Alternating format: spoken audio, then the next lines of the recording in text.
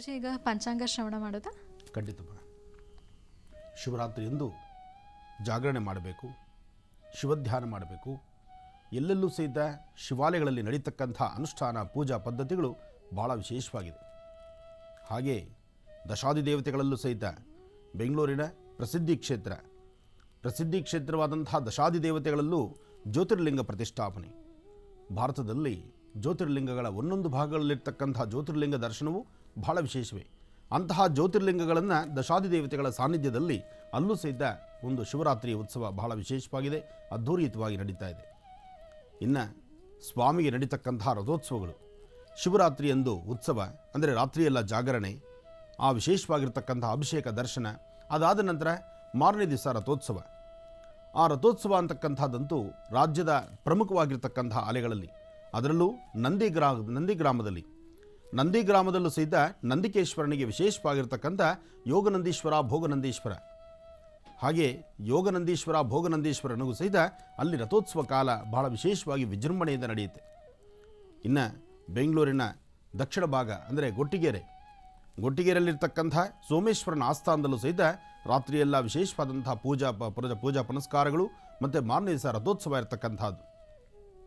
ಒಟ್ಟಾರೆ ಜಾಗರಣ ಪ್ರಯುಕ್ತ ಯಾರ್ಯಾರು ಜಾಗರಣೆ ಮಾಡ್ತಿದ್ದೀರೋ, ಯಾರ್ಯಾರು ಶಿವಧ್ಯಾನವನ್ನು ಮಾಡಬೇಕು ಅಂತ ಸಂಕಲ್ಪ ಮಾಡಿದ್ದೀರೋ, ಶಿವಧ್ಯಾನವನ್ನು ಶಿವನ ಆರಾಧನೆಯನ್ನು ಮಾಡುವಂಥ ಪ್ರತಿಯೊಬ್ಬರಿಗೂ ಸಾಂಬ ಸದಾಶಿವನ ಸಂಪೂರ್ಣ ಅನುಗ್ರಹ ಉಂಟಾಗಲಿ. ಆದರೆ ಸಾಂಬ ಸದಾಶಿವನ ಅನುಗ್ರಹ ಪಡಿಬೇಕು ನಿಜ, ಶಿವರಾತ್ರಿ ಜಾಗರಣೆ ಮಾಡಬೇಕು ನಿಜ. ಆದರೆ ಜಾಗರಣೆ ಮಾಡುವಂಥ ಮನಸ್ಥಿತಿ ಸಾಧ್ಯವಾದಷ್ಟು ಆಧ್ಯಾತ್ಮಿಕ ಧಾರ್ಮಿಕ ದಡೆ ನಡೆಯಲಿ. ನಿಮ್ಮ ಮನಸ್ಸು ಸಾಧ್ಯವಾದಷ್ಟು ಬೇರೊಂದು ಕಡೆ ಹರಿಬಿಡದಿರ, ಅನ್ಯ ಮಾರ್ಗಗಳನ್ನು ತುಳಿದಿರ, ಶಿವಧ್ಯಾನವನ್ನು ಮಾಡ್ತಾ ಓಂ ನಮಃ ಶಿವಾಯ ಎಂಬತಕ್ಕಂಥ ಶಿವಮಂತ್ರವನ್ನು ರಾತ್ರಿಯೆಲ್ಲ ನಿರಂತರವಾಗಿ ಪಠನೆ ಮಾಡ್ತಕ್ಕಂಥದ್ದು, ಹಾಗೆ ಭಗವಂತನ ದರ್ಶನ ಮಾಡ್ತಕ್ಕಂಥದ್ದು, ನಾನಾ ಕ್ಷೇತ್ರಗಳ ದರ್ಶನ ಮಾಡ್ತಕ್ಕಂಥದ್ದು ಭಾಳಷ್ಟು ಸೂಕ್ತ, ಒಳ್ಳೆಯ ಮಾರ್ಗದರ್ಶನ. ಶಿವರಾತ್ರಿ ಜಾಗರಣೆ ಮಾಡ್ತೀವಿ ಅಂತ ಹೇಳಿ ಜಾಗರಣೆ ಮಾಡುವಂತಹ ನೆಪದಲ್ಲಿ ಅನ್ಯ ಮಾರ್ಗಗಳನ್ನು ತುಳಿದು ಇನ್ನೊಬ್ಬರಿಗೆ ತೊಂದರೆ ಕೊಟ್ಟು ಇನ್ನೊಬ್ಬರಿಗೆ ಹಿಂಸೆ ಪಡಿಸ್ತಾ ಅಥವಾ ಮತ್ತೊಬ್ಬರ ಮನಸ್ಥಿತಿನ ಹಾಳು ಮಾಡಿ ಇನ್ನೊಬ್ಬರ ಆಧ್ಯಾತ್ಮಿಕ ಧಾರ್ಮಿಕತೆ ಭಕ್ತಿ ಪ್ರಧಾನವಾಗಿರ್ತಕ್ಕಂಥ ಈ ಸುಂದರವಾದಂತಹ ಒಂದು ದಿನ ಇನ್ನೊಬ್ಬರ ಮನಸ್ಸಿಗೆ ನೋಯಿಸಬಾರದು. ಅದಕ್ಕೋಸ್ಕರ ಶಿವರಾತ್ರಿ ಜಾಗರಣೆ ಆಚರಣೆ ಮಾಡ್ತಕ್ಕಂಥ ಎಲ್ಲರ ಅಕ್ಕ ತಂಗಿಯರು, ಅಣ್ಣ ತಮ್ಮಂದರು ಯಾರೊಬ್ಬರಾದರೂ ಸಹಿತ ಓಂ ನಮಃ ಶಿವ ಎಂಬತಕ್ಕಂಥ ಶಿವಮಂತ್ರದಿಂದ ನಿರಂತರವಾದಂತಹ ಅನುಷ್ಠಾನವನ್ನು ಮಾಡಿ ಕೈಲಾಸನಾಥನಾದಂತಹ ಸಾಂಬ ಸದಾಶಿವನ ಅನುಗ್ರಹವನ್ನು ಪಡಿತಕ್ಕಂಥದ್ದು, ಅದರಲ್ಲೂ ಶಿವರಾತ್ರಿಯ ಉತ್ಸವ ಸಾಮಾನ್ಯವಾದಂಥದ್ದಲ್ಲ. ಶಿವರಾತ್ರಿಯಂದು ಶಿವಧ್ಯಾನ ಮಾಡ್ತಕ್ಕಂಥದ್ದು, ಶಿವಾಲಯಗಳಲ್ಲಿ ದರ್ಶನ ಮಾಡ್ತಕ್ಕಂಥದ್ದು, ಶಿವನಿಗೆ ನಡೀತಕ್ಕಂಥ ಜಲಾಭಿಷೇಕ, ಅದರಲ್ಲೂ ರುದ್ರಾಭಿಷೇಕ, ಶತರುದ್ರಾಭಿಷೇಕ, ಏಕವಾರ ರುದ್ರಾಭಿಷೇಕ, ಆ ರುದ್ರನಿಗೆ ರುದ್ರಾಭಿಷೇಕವನ್ನು ದರ್ಶನ ಮಾಡ್ತಾ ರಾತ್ರಿಯೆಲ್ಲ 4 ಯಾಮಗಳಲ್ಲೂ ವಿಶೇಷವಾದ ಅನುಷ್ಠಾನವನ್ನು ಮಾಡ್ತಕ್ಕಂಥದ್ದು, ಬಿಲ್ವಪತ್ರೆಯಿಂದ ಸ್ವಾಮಿಗೆ ಅರ್ಚನೆ ಸಂಕಲ್ಪವನ್ನು ಮಾಡಿಸಿ ಪ್ರಸಾದವನ್ನು ತೆಗೆದುಕೊಳ್ತಕ್ಕಂಥದ್ದು ಬಹಳ ವಿಶೇಷ. ಹೀಗೆ ಶಿವರಾತ್ರಿ ಹಾಗೆ ನಮ್ಮಲ್ಲೂ ಸಹಿತ ಮಹರ್ಷಿವಾಣಿ ಕಾರ್ಯಕ್ರಮದಲ್ಲೂ ಸತತವಾಗಿ 2 ಗಂಟೆಗಳ ಕಾಲ ವಿಶೇಷವಾಗಿರ್ತಕ್ಕಂಥ ದರ್ಶನವನ್ನು ಮಾಡ್ಬೋದು. ತ್ರಿವೇಣಿ ಸಂಗಮದಲ್ಲಿ ನಡೆದಂತಹ ಅನುಷ್ಠಾನ, ಅದರೊಂದಿಗೆ ಮಲೆ ಮಹದೇಶ್ವರ ಸ್ವಾಮಿ ಸಾನ್ನಿಧ್ಯ, ಮಹದೇಶ್ವರನ ಮೂಲ ಸಾನ್ನಿಧ್ಯದಲ್ಲಿ ವಿಶೇಷವಾದಂಥ ಮಹಾಶಿವರಾತ್ರಿ ಉತ್ಸವಗಳನ್ನು ತಾವು ವೀಕ್ಷಿಸಬಹುದು. ಮನಸ್ಸಲ್ಲಿರ್ತಕ್ಕಂತಹ ನೋವು ಅಥವಾ ನೋವಿನ ಸಂಗತಿಗಳು, ಯಾವುದಾದ್ರೂ ಒಂದು ಕೆಟ್ಟ ಸುದ್ದಿ ಕೇಳುವಂತಹದ್ದು ಏನೇ ಆದರೂ ಅಲ್ಲಿಂದಲೇ ಅದಕ್ಕೆ ಪರಿಹಾರವನ್ನು ಹುಡುಕೊಳ್ತೀರಿ. ಆ ಪರಿಹಾರವನ್ನು ಕಂಡುಕೊಳ್ಳುವಂತಹ ದಿನ ಇವತ್ತು. ಸಾಧ್ಯವಾದಷ್ಟು ಧನುರಾಶಿಯಲ್ಲಿರ್ತಕ್ಕಂಥವರು ನಿಮ್ಮ ಮನೆ ದೇವರ ಪ್ರಾರ್ಥನೆಯೂ ಬೇಕು, ಹಿರಿಯರ ಮಾರ್ಗದರ್ಶನವೂ ಬೇಕು. ಧನುರಾಶಿಯವರಿಗೆ ಪ್ರತ್ಯೇಕವಾದಂತಹ ಒಂದಷ್ಟು ಫಲಗಳನ್ನು ಸಿದ್ಧಿಪಡಿಸ್ಕೊಳ್ಬೇಕಾದರೂ ನೀವು ಮಾಡುವಂತಹ ಕೈಂಕರ್ಯ, ಶ್ರದ್ಧಾಭಕ್ತಿಯ ಪೂಜೆ ಪುನಸ್ಕಾರಗಳು, ಹಾಗೆ ಯಾವುದೇ ಒಂದು ಕೆಲಸವನ್ನಾದರೂ ಸಹಿತ ಅದರ ಮೇಲೆ ಗಮನವಿಟ್ಟು ಕೆಲಸ ಮಾಡ್ತಕ್ಕಂಥದ್ದು, ಇದೆಲ್ಲವನ್ನು ನಿಮ್ಮ ಮನಸ್ಸಲ್ಲಿ ತಂದುಕೊಳ್ಬೇಕು.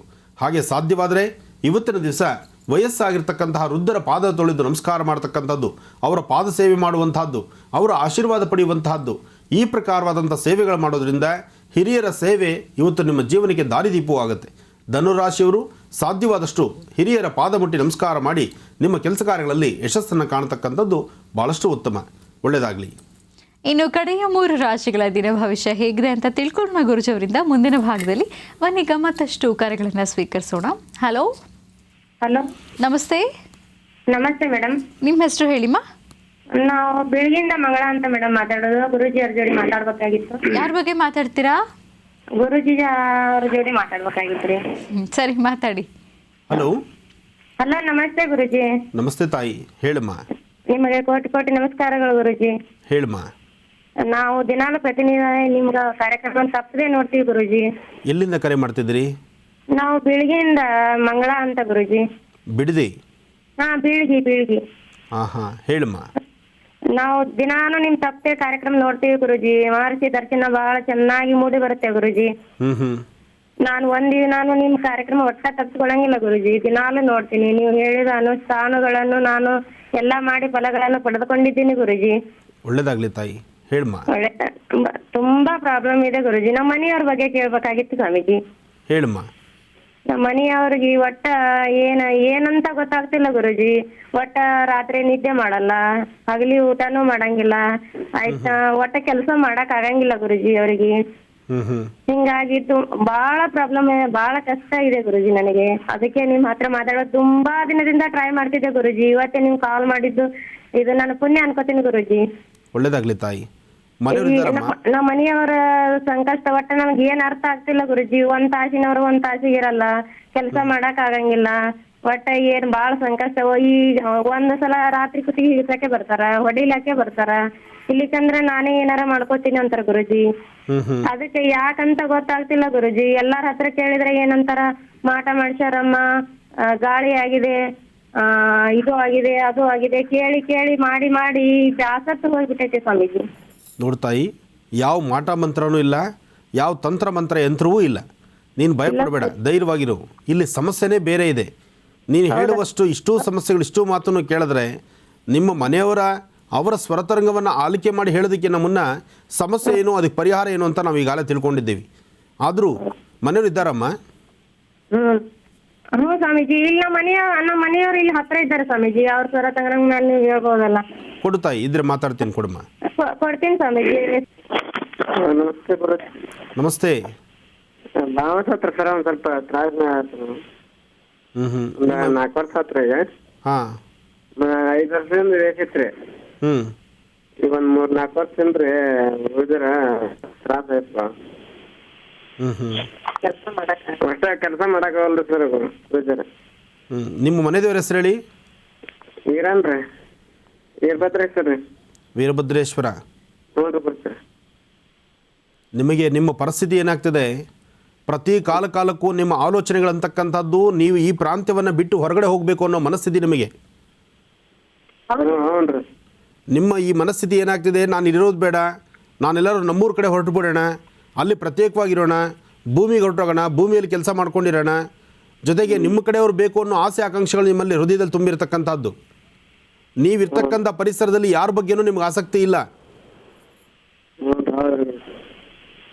ನಾನು ಹೇಳೋದ್ರೆ ನಿಮ್ಗೆ ಅರ್ಥ ಆಗ್ತಾ ಇದೆಯಾ? ಅರ್ಥ ಆಗ್ತಾ ಇದೆ. ಪರಿಸ್ಥಿತಿ ಇಲ್ಲಿರ್ತಕ್ಕಂಥವ್ರ ಮೇಲೆ ನಿಮ್ಮ ಪ್ರೀತಿ ವಿಶ್ವಾಸ ತುಂಬ ಕಡಿಮೆ ಇದೆ ಈಗ. ಹೌದ್ರಿ ಸರ್. ಯಾಕ್ರಿ? ಯಾಕೆಂದರೆ ಅದು ನೀವೇ ಹೇಳಬೇಕಾಗಿದೆ. ಯಾಕೆಂದರೆ ನೀವು ಇಲ್ಲಿರ್ತಕ್ಕಂಥ ನೋಡಿ ಅಮೃತನ ಬಿಟ್ಟು ವಿಷಾನ ಹುಡ್ಕೊಂಡು ಹೋಗ್ತಾ ಇದ್ದೀರಿ ನೀವು. ಯಾಕೆಂದರೆ ಈ ಪರಿಸರದಲ್ಲಿ ಇರ್ತಕ್ಕಂಥದ್ರ ಬಗ್ಗೆ ನೀವು ಚಿಂತನೆ ಮಾಡ್ತಾ ಇಲ್ಲ. ಈ ಪರಿಸರ ಸಮಸ್ಯೆ ಆಗತ್ತವ್ರಿ ಗುರುಜಿ. ಹೇಳಿ. ಒಂದ್ರ ಮ್ಯಾಗ ಒಂದು ಸಮಸ್ಯೆನ ಬರಾಕತ್ತವ್ರೆ ಗುರುಜಿ. ಸಮಸ್ಯೆ ಬರ್ತಾ ಇದೆ. ಯಾಕೆ ಅಂದರೆ ನೀವು ಅವತ್ತಿನ ಆಲೋಚನೆಗಳು ಮಾಡ್ತಾ ಇರ್ತಕ್ಕಂಥ ರೀತಿ.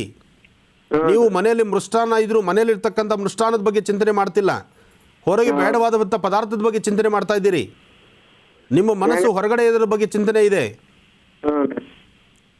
ನಿಮ್ಮದೇ ಆದಂತಹ ಮನಸ್ಸಿಗೆ ಬೇಕಾದಂಥ ಸುಖ, ಸಂತೋಷ, ಆಸೆ, ಆಕಾಂಕ್ಷೆಗಳಿಗೆ ಹೊರಗಡೆ ನೀವು ಆಲೋಚನೆ ಮಾಡ್ತಾ ಇದ್ದೀರಿ. ನಿಮ್ಮ ಮನೆಯಲ್ಲಿರ್ತಕ್ಕಂಥ ಸವಲತ್ತಿನ ಬಗ್ಗೆ ಚಿಂತನೆ ಮಾಡ್ತಾ ಇಲ್ಲ ನೀವು.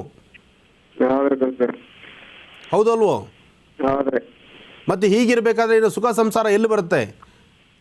ನಿಮ್ಮ ಮನೆ ಪರಿಸರದಲ್ಲಿ ನೀವು ಸುಖ ಸಂತೋಷವಾಗಿರಬೇಕಾದ್ರೆ ದೇವರು ಕೊಟ್ಟಿರ್ತಕ್ಕಂಥ ಈ ಮೃಷ್ಟಾನ್ನವನ್ನೇ ನಮಗೆ ಅಮೃತ ಅಂತ ತಿಳ್ಕೊಳ್ಬೇಕು. ದೇವರು ಕೊಟ್ಟಿರ್ತಕ್ಕಂಥದ್ದನ್ನು ನೋಡ್ಕೋಬೇಕು. ನಿಮ್ಮ ಪರಿಸ್ಥಿತಿ ಏನಾಗ್ತದೆ, ಈ ಪ್ರಾಂತ್ಯವನ್ನು ಬಿಟ್ಟು ಮತ್ತೊಂದರ ಬಗ್ಗೆ ಚಿಂತನೆ ಮಾಡ್ತಾ ಇದ್ದೀರಿ ನೀವು. ನಿಮ್ಮ ಒಳ ಮನಸ್ಸಲ್ಲಿ ಇರ್ತಕ್ಕಂತಹ ನೋವು ನಿಮ್ಮನ್ನು ಈ ತರಹ ತೋರಿಸ್ತಾ ಇದೆ ಅಷ್ಟೇ. ಹಾಗಾಗಿ ನಿಮ್ಮ ಆಸೆ ಆಕಾಂಕ್ಷೆಗಳನ್ನು ತೊರೆದು ನೀವು ಕೂತ್ಕೊಳ್ತಾ ಇದ್ದೀರಿ. ಇದಾಗಬಾರ್ದು.